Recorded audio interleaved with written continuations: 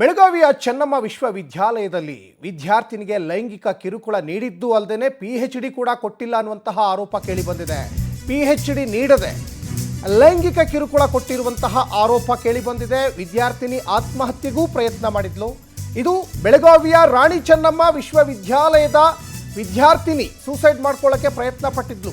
32 ವರ್ಷದ ಸುಜಾತ ಬೆಂಡೆ ಆತ್ಮಹತ್ಯೆಗೆ ಪ್ರಯತ್ನ ಮಾಡ್ತಾರೆ. ವಿಷ ಸೇವಿಸಿ ಆತ್ಮಹತ್ಯೆಗೆ ವಿದ್ಯಾರ್ಥಿನಿ ಸುಜಾತ ಯತ್ನ ಮಾಡ್ತಾರೆ. ಲೈಂಗಿಕ ಕಿರುಕುಳ ನೀಡಿದ್ದ ಗೈಡ್ ಮತ್ತು ಪ್ರೊಫೆಸರ್ ವಿರುದ್ಧ ದೂರು ಕೇಳಿ ಬರ್ತಾ ಇದೆ. ಮೂರ್ತಿ ವಿರುದ್ಧ ದೂರು ನೀಡಿದ್ದಕ್ಕೆ ಟಾರ್ಗೆಟ್ ಮಾಡಿ ಟಾರ್ಚರ್ ಮಾಡಿದ್ದಾರೆ. ರಿಜಿಸ್ಟರ್ ಸಂತೋಷ್ ಕಾಮೇಗೌಡ ವಿರುದ್ಧವೂ ಕೂಡ ಪಿಎಚ್ಡಿ ನೀಡದೆ ಕಿರುಕುಳ ಕೊಟ್ಟಿದ್ದಾರೆ ಅನ್ನುವಂಥ ಆರೋಪ ಕೇಳಿ ಬರ್ತಾ ಇದೆ. ಒಂದು ಬದಿಯಲ್ಲಿ ವಿಶ್ವವಿದ್ಯಾಲಯನ ಗಮನಿಸ್ತಾ ಇದ್ದೀರಾ, ಇನ್ನೊಂದು ಬದಿಯಲ್ಲಿ ಕಷ್ಟಪಟ್ಟು ಪಿಎಚ್ಡಿ ಮಾಡಿದ್ರೂ ಕೂಡ ಪಿಎಚ್ಡಿ ಕೊಟ್ಟಿಲ್ಲ ಅಂತ ಮನನೊಂದು ವಿಷ ಸೇವಿಸಿ ಆತ್ಮಹತ್ಯೆಗೆ ಪ್ರಯತ್ನ ಮಾಡಿರುವಂತಹ ಸುಜಾತ ಬೆಂಡೆ ಅವರನ್ನು ಕೂಡ ಗಮನಿಸ್ತಾ ಇದ್ದಾರೆ. ಈಗ ಅವರು ಚೇತರಿಸ್ಕೊಳ್ತಾ ಇದ್ದಾರೆ. ಮತ್ತೊಂದು ಕಡೆ ನೋಡಿ, ಈ ಪಿಎಚ್ಡಿ ಗೈಡ್ ಏನಿದ್ರಲ್ಲ, ಈ ಗೈಡ್ KLN ಮೂರ್ತಿ ಇವ್ರ ಮೇಲೆ ಬಲವಾದಂತಹ ಆರೋಪ ಕೇಳಿ ಬರ್ತಾ ಇದೆ. ಈ KLN ಮೂರ್ತಿನೇ ಲೈಂಗಿಕ ಕಿರುಕುಳ ಕೊಡಲಿಕ್ಕೆ ಮುಂದಾಗಿದ್ದು. ಇನ್ನು ಕುಲಪತಿ CM ತ್ಯಾಗರಾಜ್, ಇನ್ನು ರಿಜಿಸ್ಟರ್ ಸಂತೋಷ್ ಕಾಮೇಗೌಡ, ಇವರು 3 ಜನ ಮೇಲೆ ಗಂಭೀರವಾದಂತಹ ಆರೋಪ ಕೇಳಿ ಬರ್ತಾ ಇದೆ. ಇನ್ನು ಪಿಎಚ್ಡಿ ನೀಡದೆ ಕಿರುಕುಳಕ್ಕೆ ವಿದ್ಯಾರ್ಥಿನಿ ಆತ್ಮಹತ್ಯೆ ಯತ್ನ ಕೇಸ್ಗೆ ಸಂಬಂಧಪಟ್ಟ ಹಾಗೆ ರಾಣಿ ಚೆನ್ನಮ್ಮ ವಿಶ್ವವಿದ್ಯಾಲಯದ ಕುಲಪತಿ CM ತ್ಯಾಗರಾಜು ಕೂಡ ಸುದ್ದಿಗೋಷ್ಠಿ ಮಾಡಿದ್ರು. ಪ್ರಾಥಮಿಕ ತನಿಖೆಯಲ್ಲಿ ಮೂರ್ತಿ ಕಿರುಕುಳ ನೀಡಿದ್ದು ಗೊತ್ತಾಯಿತು. ಮೂರ್ತಿ ಯಾರು? ಅವರು ಗೈಡ್ ಅವರು. ಮೂರ್ತಿ ವಿರುದ್ಧ ಕ್ರಮ ಜರುಗಿಸಿ ಕೆಲಸದಿಂದ ಸಸ್ಪೆಂಡು ಮಾಡಿದ್ದೀವಿ ಅಂತ ಕುಲಪತಿ ಅವರು ಹೇಳಿದರು.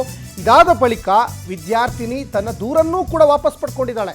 ಇಷ್ಟಾದರೂ ವಿದ್ಯಾರ್ಥಿನಿಗೆ ಪ್ರಮಾಣ ಪತ್ರ ನೀಡಲಿಕ್ಕೆ ನಾವು ಮುಂದಾಗಿದ್ವು. ಯಾವುದೇ ತೀರ್ಮಾನ ಆಗದಿದ್ದಕ್ಕೆ ಘಟಿಕೋತ್ಸವದಲ್ಲಿ ಪಿಎಚ್ಡಿ ನೀಡಿಲ್ಲ. ಡಿಸೆಂಬರ್ 4ಕ್ಕೆ ತುರ್ತು ಸಿಂಡಿಕೇಟ್ ಸಭೆ ನಡೆಸಿ ತೀರ್ಮಾನ ಅಂತ ಕುಲಪತಿಯವರು ಹೇಳಿದ್ದಾರೆ. ಇನ್ನು ಗೈಡ್ ಮತ್ತು ಪ್ರೊಫೆಸರ್ KLN ಮೂರ್ತಿಯನ್ನು ಗಮನಿಸ್ತಾ ಇದ್ದೀರಾ. ಇದೇ KLN ಮೂರ್ತಿ ಲೈಂಗಿಕ ಕಿರುಕುಳ ಕೊಟ್ಟಿರುವಂಥದ್ದು. ಮತ್ತೊಂದು ಬದಿಯಲ್ಲಿ ಸುಜಾತ ಬೆಂಡೆ ವಿದ್ಯಾರ್ಥಿನಿ ಕಷ್ಟಪಟ್ಟು ಪಿಎಚ್ಡಿ ಮಾಡಿದರೂ ಕೂಡ ಪಿಎಚ್ಡಿ ಪದವಿ ಅವ್ರ ಕೈಗೆ ಸಿಗಲಿಲ್ಲ. ಹಾಗಾಗಿ ಮನನೊಂದು ಅವರು ಆತ್ಮಹತ್ಯೆಗೆ ಪ್ರಯತ್ನ ಮಾಡ್ತಾರೆ. ತಕ್ಷಣ ಅವರ ಕುಟುಂಬಸ್ಥರು ಅವ್ರನ್ನ ಆಸ್ಪತ್ರೆಗೆ ಸೇರಿಸಿ ಈಗ ಚಿಕಿತ್ಸೆಗೆ ಸ್ಪಂದಿಸಿದ್ದಾರೆ, ಚೇತರಿಸ್ಕೊಂಡಿದ್ದಾರೆ ಅನ್ನೋದು ಗೊತ್ತಾಗ್ತಾ ಇದೆ. ಆಮೇಲೆ ಇವ್ರು ಪ್ರತಿಯೊಂದೊಂದು ಡಾಕ್ಯುಮೆಂಟ್ಸ್ ಬೇಕಾಗಿದ್ರೆ ಅಲ್ಲಿ ಯೂನಿವರ್ಸಿಟಿಯಿಂದ ನನಗೆ ಏನಾರ ಡಾಕ್ಯುಮೆಂಟ್ಸ್ ಬೇಕಿದ್ರೆ ಸುಮ್ಮನೆ ನಾನು ಒಬ್ಬಳೇ ತಪ್ಪು ಮಾಡಿದ್ದೀನಿ ಸರ್ ಹೇಳಿ.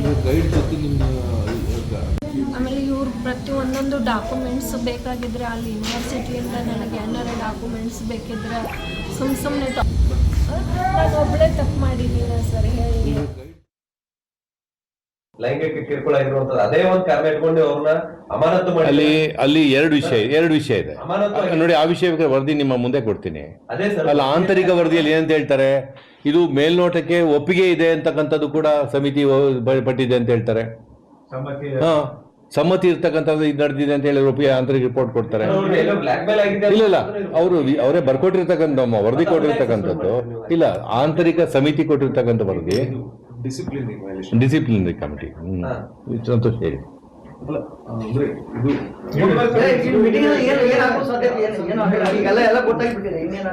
ಯಾವ್ದು ಮೀಟಿಂಗ್ ಅಲ್ಲಿ 4ನೇ ತಾರೀಕು ಸಿಂಡಿಕೇಟ್ ನಿರ್ಣಯ ಮಾಡುತ್ತೆ ಇದಕ್ಕೇನು ಕ್ರಮ ತಗೋಬೇಕು ಅಂತ. ಪದವಿ ವಿಷಯಕ್ಕೆ ಪದವಿ ಅವ್ರಿಗೆ ಸಿಗ್ತದೆ, ಅದೆಲ್ಲಿಗೂ ಹೋಗಲ್ಲ. ಯಾಕಂದ್ರೆ ಪರೀಕ್ಷೆ ಆಗಿದೆ, ಅದೇನು ಅದ್ರ ಬಗ್ಗೆ ಯಾರು ಅನುಮಾನ ಮಾಡ್ತಕ್ಕಂಥದ್ದು ಇಲ್ಲ.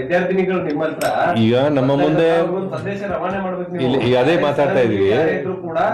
ಅತ್ಯಂತ ಕಠಿಣವಾಗಿರ್ತಕ್ಕಂಥ ಶಿಕ್ಷೆ ಅಂತ ಹೇಳಿದ್ರೆ ನಾವು ವೃತ್ತಿಯಿಂದ ನಾವು ಇದು ಮಾಡ್ಬೇಕಾಗತ್ತೆ, ಒಂದು ವಜಾ ಮಾಡ್ಬೇಕಾಗ್ತದೆ.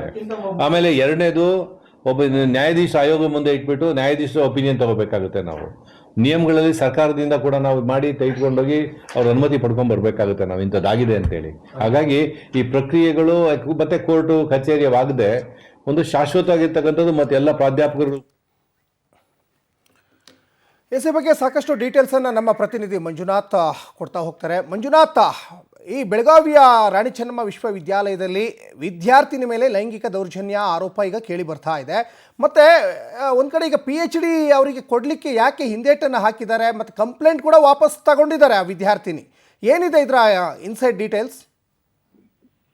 ಹೌದು ಸಚಿನ್, ಏನು ಬೆಳಗಾವಿಯ ಏನು ರಾಣಿ ಚೆನ್ನಮ್ಮ ವಿಶ್ವವಿದ್ಯಾಲಯದಲ್ಲಿ ಈ ಒಂದು ಲೈಂಗಿಕ ಕಿರುಕುಳ ಆರೋಪ ಬರ್ತಾ ಇದೆ. ಅಲ್ಲಿರುವಂತಹ ನೊಂದ ವಿದ್ಯಾರ್ಥಿ ಏನಿರ್ತಾಳೆ, ಅವಳು 2021ರಲ್ಲಿ PhD ಪದವಿಗೆ ಅವಳು ಅರ್ಜಿ ಸಲ್ಲಿಸಿ ಅವಳು ಪಾಸ್ ಆಗಿರ್ತಾಳೆ ಒಂದು CET-ಯಲ್ಲಿನೂ ಸಹ. ಅದಾದ KLN ಮೂರ್ತಿ ಅಂತ ಹೇಳಿ ಅಲ್ಲಿರುವಂತಹ ಪ್ರೊಫೆಸರ್ ಅಂಡರ್ ಅಲ್ಲಿ ಗೈಡ್ ಅವರ KLN ಮೂರ್ತಿ ಅಂದ್ರೆ ಅವ ಯುವತಿಯ ಗೈಡ್ ಆಗಿರ್ತಾರೆ, ಆ ವಿದ್ಯಾರ್ಥಿನ ಗೈಡ್ ಆಗಿರ್ತಾರೆ. ಅದಾದ ನಂತರ ನಿರಂತರವಾಗಿ ಅವರಿಗೆ ಲೈಂಗಿಕ ಕಿರುಕುಳ ಕೊಟ್ಕೊಂಡು ಬಂದಿರ್ತಾರೆ. 2025 ಇದೇ ಘಟಿಕೋತ್ಸವದಲ್ಲಿ ಅವಳಿಗೆ PhD ಪದವಿಯನ್ನು ಪ್ರದಾನ ಮಾಡಬೇಕಾಗಿತ್ತು, ಕೊಡಬೇಕಾಗಿತ್ತು. ಆದ್ರೆ ಅಲ್ಲಿರುವಂತಹ ಏನು ಅವನು ಒಂದು ಕಾಮುಕ ಪ್ರೊಫೆಸರ್ ಏನಿರ್ತಾನೆ KLN ಮೂರ್ತಿ, ಅವನ ವಿರುದ್ಧ ಇವಳು ಯಾವಾಗ ಆರೋಪ ಮಾಡ್ತಾಳೆ, ಆರೋಪ ಮಾಡಿದ ನಂತರ ಅವನು ಯಾವುದೇ ಕಾರಣಕ್ಕೂ ಅವಳಿಗೆ ಅವರ ವಿರುದ್ಧ ಒಂದು ತನಿಖೆಗೂ ಸಹ ಅಲ್ಲಿರುವಂತಹ ಕುಲಪತಿ ಆದೇಶ ಮಾಡ್ತಾರೆ ತ್ಯಾಗರಾಜನ್ ಅವರು. ಅದಾದ ನಂತರ ಅಲ್ಲಿರುವಂತಹ ಪ್ರೊಫೆಸರ್ KLN ಮೂರ್ತಿ ಏನೋ ಒಂದು ಲೈಂಗಿಕ ಕಿರುಕುಳ ಕೊಟ್ಟಿದ್ದು ಅದು ಸಾಬೀತಾಗೈತೆ. ಸಾಬೀತಾದ ತದನಂತರ ಅವರನ್ನ ಅಮಾನತುಗೊಳಿಸ್ತಾರೆ. ಅಮಾನತುಗೊಳಿಸಿದ ತದನಂತರ ಆ PhD ಪ್ರದಾನ ಮಾಡುವ ಸಮಯದಲ್ಲಿ ಆ ಗೈಡ್ ಆದಂತವ್ರು ಅವನಿಗೆ ಸಿಗ್ನೇಚರ್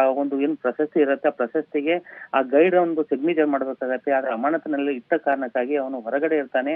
ಆ ಒಂದು ಸಿಗ್ನೇಚರ್ ಇಲ್ಲದ ಕಾರಣಕ್ಕಾಗಿ ಅಲ್ಲಿರುವಂತಹ ಏನು ವೈಸ್ ಕುಲಪತಿ ಇರ್ತಾರೆ ತ್ಯಾಗರಾಜನ್ ಅವರು ಈ ಸಿಂಡಿಕೇಟ್ ಸಭೆಯಲ್ಲಿ ಇಟ್ಕೊಂಡು ಮುಂದಿನ ದಿನಗಳಲ್ಲಿ ತೀರ್ಮಾನ ಮಾಡೋಣ, ಈ ಮುಂದಿನ ಒಂದು ಘಟಿಕೋತ್ಸವದಲ್ಲಿ ಅವರಿಗೆ PhD ಪ್ರದಾನ ಮಾಡೋಣ ಅಂತ ಹೇಳಿ ಹೇಳ್ತಾರೆ. ಅದನ್ನೇ ಆ ಒಂದು ಯಾವಾಗ ಆ ಯುವತಿಗೆ ಪ್ರಮುಖವಾಗಿ PhD ಒಂದು ಪದವಿ ಸಿಗಲ್ಲ, ಆದ್ರೆ ಮೊದಲೇ ಒಂದು ಲೈಂಗಿಕ ಕಿರುಕುಳದಿಂದ ನೊಂದಂತಹ ಯುವತಿ ಆತ್ಮಹತ್ಯೆಗೆ ಯತ್ನ ಮಾಡ್ತಾಳೆ. ಆತ್ಮಹತ್ಯೆಗೆ ಯತ್ನ ಮಾಡಿ ಬೆಳಗಾವಿಯ ಖಾಸಗಿ ಆಸ್ಪತ್ರೆಗೆ ದಾಖಲಾದ ನಂತರ ಅಲ್ಲಿ ಚಿಕಿತ್ಸೆ ಪಡ್ಕೊಂಡು ಈ ಮನೆಗೆ ಹೋಗಿದ್ದಾಳೆ. ಇದಾದ ನಂತರ ಒಂದು ಪ್ರೆಸ್ ಮೀಟ್ ಕರೆದಂತಹ ತ್ಯಾಗರಾಜನ್ ಅವರು ಮುಂದಿನ ದಿನಗಳಲ್ಲಿ ನಾವು ಸಿಂಡಿಕೇಟ್ ಸಭೆಯಲ್ಲಿ ಈ ಒಂದು ವಿಚಾರವನ್ನು ಬಿಟ್ಟು ಮುಂದಿನ ಒಂದು ದಿನಗಳಲ್ಲಿ ಯುವತಿಗೆ ಒಂದು PhD ಪ್ರದಾನವನ್ನು ಸಹ ಮಾಡ್ತೀವಿ ಅಂತ ಹೇಳಿಕೆ ಕೊಟ್ಟಿದ್ದಾರೆ. ಸಚಿನ್, ಧನ್ಯವಾದ ಮಂಜುನಾಥ್ ತಮ್ಮೆಲ್ಲ ಡೀಟೇಲ್ಸ್ಗಾಗಿ.